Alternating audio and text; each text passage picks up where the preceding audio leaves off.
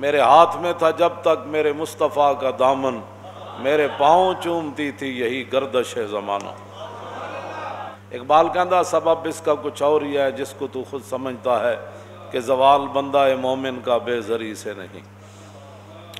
تو حضرت دہیہ کلبی نے وہ خط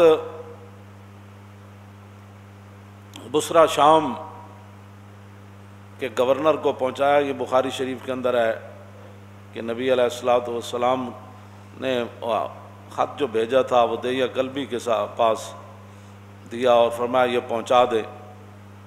تو قیصر روم جو ہے وہ حضرت ابو سفیان کہتے ہیں کہ ہم تجارت کے لیے گئے ہوئے تھے، تو قیصر روم کو پتہ چلا کہ مکہ مکرمہ کے بڑے بڑے تاجر اور بڑے بڑے قریشی یہاں آئے ہوئے ہیں، تو انہوں نے بلا لیا ان سب کو پکڑ کے لاؤ۔ کہتے ہیں ہم سب چلے گئے قیصر روم کے پاس، تو اس نے کہا کہ اس بندے کو سب آگے لاؤ جو حضور کے نسب کے زیادہ قریب ہے۔ تو حضرت ابو سفیان فرمانے لگے کہ مجھے آگے کیا گیا۔ کہا کہ آپ حضور کے زیادہ قریب ہیں حضور نسب کے؟ انہوں نے کہا، فرمایا ادھر بیٹھ جاؤ۔ بٹھا دیا۔ فرمایا میرے ساتھ جتنے ساتھی تھے ان کو میری پیٹھ کے پیچھے بٹھا دیا اور کہا کہ اگر یہ حضور کے بارے میں غلط بیانی کریں تو آپ نے مجھے بتانا ہے۔ اس نے پھر رسول اللہ کے بارے میں، یہ بخاری شریف کے اندر موجود ہے، اس نے پھر رسول اللہ کے بارے میں سوالات کیے قیصر روم نے۔ تو اس نے ترجمان بلایا، کہا کہ ان سے یہ پوچھو کہ جنہوں نے یہ دعویٰ کیا ہے ان کا نسب کیسے ہے، کیف نسب فیکم؟ تو کہنے لگے میں نے کہا کہ فینا ذو نسب، اور تو بڑے عالی نسب والے ہیں، بڑے بلند خاندان والے ہیں۔ پھر اس نے کہا کہ ان سے یہ پوچھو کہ آپ کے خاندان میں حضور سے پہلے کبھی کسی نے دعویٰ کیا نبوت کا؟ تو انہوں نے کہا آج تک نہیں کیا، حضور نے دعویٰ کیا۔ پھر اس نے پوچھا کہ کیا ان کے آباء و اجداد کے اندر کوئی پہلے بادشاہ گزرا ہے؟ کہا کہ نہیں، ان کے آباء و اجداد میں کوئی بادشاہ نہیں گزرا۔ پھر اس نے پوچھا کہ ان کے جو متبعین ہیں، ان کی جو پیروی لوگ کر رہے ہیں، وہ ضعفاء ہیں یعنی کمزور لوگ ہیں یا بڑے خاندانوں والے ہیں؟ تو کہا کہ نہیں، ان کی پیروی تو کمزور لوگ کر رہے ہیں۔ پھر پوچھا کہ ان کی تعداد کم ہو رہی ہے یا زیادہ ہو رہی ہے؟ نے کہا نہیں، ان کی تعداد تو بڑھ رہی ہے۔ پھر اس نے پوچھا کہ کیا کوئی بندہ اپنے دین سے ناراض ہو کر کبھی کوئی واپس کفر کی طرف پلٹا؟ انہوں نے کہا نہیں، کبھی بھی کوئی نہیں پلٹا۔ نے کہا کہ آپ نے کبھی ان کے بارے میں اعلان نبوت سے پہلے غلط بیانی کی نسبت کی تھی حضور کی طرف؟ نے کہا نہیں، کبھی بھی نہیں کی۔ ابو سفیان کہتے ہیں میں ایک بات اپنی طرف سے داخل کر سکا کہ صلح حدیبیہ کا معاہدہ ہو چکا ہے، اب دیکھتے ہیں حضور وعدے کی پاسداری کرتے ہیں یا نہیں۔ کہتے ہیں سوائے اس کے میں حضور کے بارے میں وہاں کوئی بات نہیں کر سکتا۔ یہ رسول اللہ کا مقام اور شان ہے، اور اگر آج کوئی ان کے بارے میں بات کرے تو قیصر روم کے سامنے جنہوں نے نہیں مانا، وہی تو فتح مکہ والے دن مسلمان ہوئے نا حضرت ابو سفیان، لیکن ایسے پھر مسلمان ہوئے کہ جاتے ہوئے پھر وہاں حضور غزوہ حنین کے لیے گئے تو ایک آنکھ وہاں دے دی اور دوسری آنکھ جنگ یرموک میں دے دی، تو پھر قیامت تک کو کتا ان کو بھونک نہیں سکتا۔ اور جنگ یرموک میں جب حضرت ابو سفیان نے بات کی تھی نا، سب صحابہ نے کہا کہ حالات اس طرح کے ہیں، تو ہر ایک نے خطبہ دیا، تو حضرت ابو سفیان کہنے لگے اہل اسلام حضر ما ترون، یہ منظر دیکھ رہے ہو ہم کتنے ہیں اور وہ کتنے ہیں، ان کا جنگی ساز و سامان کتنا ہے اور ہمارا کتنا ہے، ہم وطن سے کتنے دور ہیں، ہم ان کے وطن میں لڑنے کے لیے آئے ہیں۔ جب یہ باتیں کی تو صحابہ ظاہر موجود تھے سارے بڑے بڑے، تو فرمایا پریشان ہونے والی بات نہیں، فہذا رسول اللہ، فرمایا حضور بھی جنگ یرموک میں حضور بھی جلوہ گر ہیں، فہذا رسول اللہ۔ تو وہاں آپ کی دوسری آنکھ بھی چلی گئی، جو تو کسی کو کیا پہنچتا، اب کوئی بچپن کی باتیں شروع کر دے کہ میں ایسے ہوتا تھا تو پھر میں ایسے ہوتا تھا، تو بات جو الاسلام یہدم ما کان قبلہ، اسلام کا یہی تو کمال ہے کہ اسلام سے پہلے جتنی باتیں ہوتی ہیں جب کلمہ پڑھ لیتا ہے وہ باتیں ساری ختم ہو جاتی ہیں، بات ختم ہے، وہ تو اسلام کی خاطر نابینا ہو گئے۔ اور پاکستان کے روڈوں پر کوئی کتا ان کو بھونکتا ہے تو وہ تو اپنے آپ کو بھونکتا ہے، اس کا کیا تعلق ہے صحابہ سے؟ صحابہ تو جن خاکوں سے گزرے وہ خاک بھی افضل اور اعلی ہے۔ کتنی صداقت ہے۔ فرمایا میں حضور کے بارے میں کوئی بات نہیں کر سکا، صرف ایک بات کر سکا کہ حضور نے کبھی بھی ایسی بات نہیں کی، لیکن اب دیکھتے ہیں کہ رسول اللہ صلی اللہ تعالیٰ علیہ وآلہ وبارک وسلم جو ہے وہ کیا کرتے ہیں، اب نہیں پتہ۔ تو کہا کہ آپ یہ بتائیں کہ آپ کی ان کے ساتھ جنگ ہوتی رہتی ہے؟ انہوں نے کہا ہاں جی بالکل ہوتی رہتی ہے۔ انہوں نے کہا کہ وہ جنگ کا نتیجہ کیا ہوتا ہے؟ کہا کہ الحرب سجال، جنگ تو ایک ڈول ہے، جس طرح پانی بھرنے کے لیے بندہ کنویں میں پھینکتا ہے تو ڈول، تو کبھی ایک آدمی پانی ڈول سے نکال لیتا ہے، کبھی دوسرا، مطلب یہ تھا کہ کبھی ہم جیت جاتے ہیں کبھی وہ جیت جاتے ہیں۔ یہ اس نے پھر پوچھا کہ وہ آپ کو حکم کیا دیتے ہیں، کس بات کا؟ انہوں نے کہا کہ قلت یقول اعبدوا اللہ وحدہ ولا تشرکوا بہ شیئا واترکوا ما یقول آباؤکم ویامرنا بالصلاۃ والصدق والعفاف والصلہ۔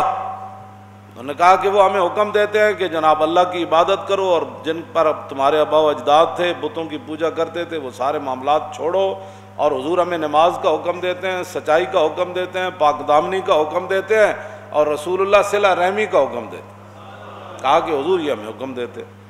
اب 11 سوالات کیے اور ان میں سے جواب 9 کے، پھر وہ اس کو ویسے ہیراکل پڑھتے ہیں، ہیراکل یا ہیرکل پڑھتے ہیں، ویسے لوگ ہرکل کہتے ہیں، ہیرکل یا ہیراکل دونوں طرح۔ انہوں نے بخاری شریف کے اندر بھی اس کا ضبط دیا ہوا ہے کہ اس لفظ کو کیسے پڑھنا ہے، لیکن بخاری اردو بھی کی ہو نا گھر میں تو اس کو سمجھنے کے لیے پہلے 16 سال پڑھنا پڑتا ہے۔ ہاں اے مت کوئی سمجھے کہ جناب گھر اردو دی بخاری پئی ہوئے تو بندے نو بخاری سمجھ آ جائے، ہاں جی پھر تے گل مک جاندی، پھر تو ہر بندہ استاد العلماء تے شیخ الحدیث تے جناب شیخ الکل تے جناب خطیب پاکستان تے فخر ہندوستان بن جائے گا۔ ہاں جی گھر کتاباں ساریاں پئی نہیں ہوندیاں، پھر سویرے تسی منڈیاں نو کیوں سکول بھیج دیو، دودھ پیندے نو بھی بھیج دیں دیو، کتاباں ساریاں گھر پئی نہیں ہوندیاں، کتاباں گھر رکھن دا بندہ مولوی تھوڑا ہو جاتا۔ ایک مولوی ہے جڑا سارے ہر بندہ مولوی ہے، جنہوں جناب اٹھ پٹو میں اخبار مضمون پڑھیا سی تو اخبار مضمون پڑھنا بندہ مولوی ہوندا، عمر باید کہ یار آیت بکنار، بڑی لمبی عمر چاہی دی تاں یار بغل چاہندا۔ تو میں اس لیے یہ بات کر رہا ہوں کہ لوگ ہرکل پڑھتے ہیں، ان کو یہ بھی نہیں پتہ ہوتا کہ ہیراکل ہے یا ہیرکل ہے۔ اس نے پھر آگے سے حضور کی ترجمانی کیا کی سنیں۔ اس نے حضرت ابو سفیان کو کہا کہ میں نے آپ سے یہ پہلا سوال کیا تھا، فقال لترجمانہ قل لہ سألتک عن نسبی فذکرت انہ فیکم ذو نسب وکذالک الرسل تبعث فی نسب قومہا۔ سب سے پہلے میں نے تم سے یہ سوال کیا کہ ان کا نسب کیسا ہے، تو آپ نے خود کہا کہ وہ تو بڑی عالی نسب والے ہیں۔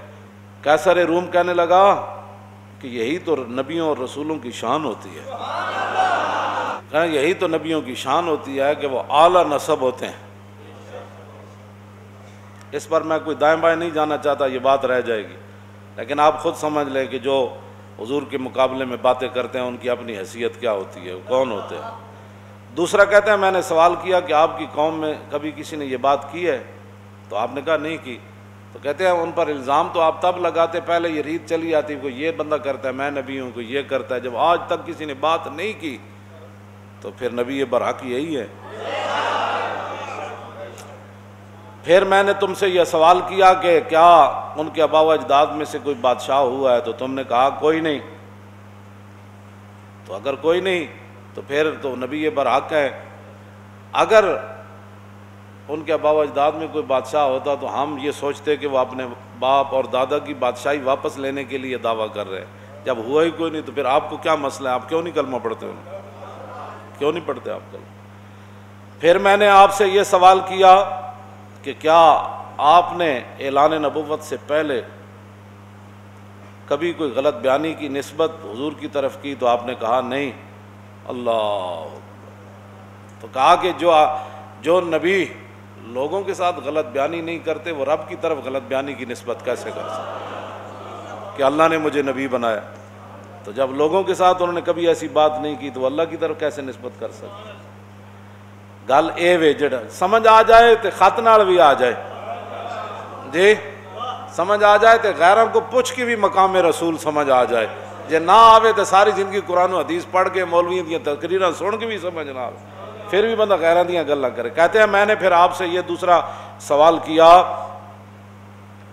کہ ان کی اتباع کمزور لوگ کر رہے ہیں یا بڑے لوگ؟ تو آپ نے کہا کہ ان ضعفاءهم اتبعوا وهم اتباع الرسل. انہوں نے کہا کہ نہیں کمزور لوگ کر رہے ہیں. تو انہوں نے کہا کہ آدم علیہ السلام سے لے کر حضور تک جب بھی کسی نے ابتداءً پیروی کیا تو کمزور لوگوں نے کیا،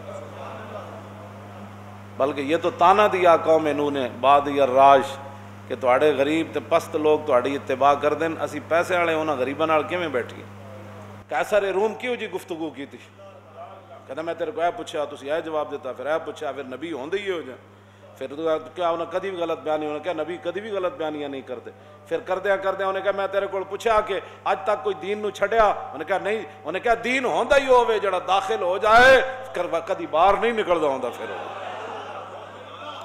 تو میں پوچھا تیرے کو کدی کوئی دین نو چھوڑ کے حضور نو گیا؟ میں کہا ہوتے تو پتھر بن کے بھی کہندے سن حضور حکم تو دیو، ہوتے تو کھجوراں کھا کے بھی کہندے سن حضور حکم تو دیو، گھوڑے سمندر جی سٹ دیاں. آخر تے پتہ کی کہ اسی قیصر روم نے ایتھے تے انگوٹھے چومن تے جھگڑے نا، اور کہن لگا اے جو کچھ میں تہاڈے کول پوچھیا نا تے اے یاد رکھو، اے میں جتھے بیٹھا فسا یملکو موضع قدمیا ہاتین، اے میں جس سلطنت تے بیٹھا نا آج سپر پاور دا بادشاہ، اے یاد رکھو ابو سفیان ایک وقت آئے گا محمد عربی دے غلام سلطنت تے قبضہ کر لینا. جتھے میں بیٹھا اس جگہ بھی حضور دے غلامہ نے قبضہ کر لینا. اگر گل اے وے جڑی تو دس رہا تے انہاں دے غلامہ نے قبضہ کر لینا. پھر صحابہ قیصر روم دے دروازے تے گھوڑے نہیں جا بدے. یہ انہیں کہ اگلی گل بڑی عجیب ہے، انہیں کہا لو کنت عندہ لغسلت عن قدمے. اے گل پڑھ کے بندہ مست ہو جاندہ، کہندا میں جے حضور کول ہوندا نا تے میں حضور دے پاؤں مبارک دھو کے پینے سن.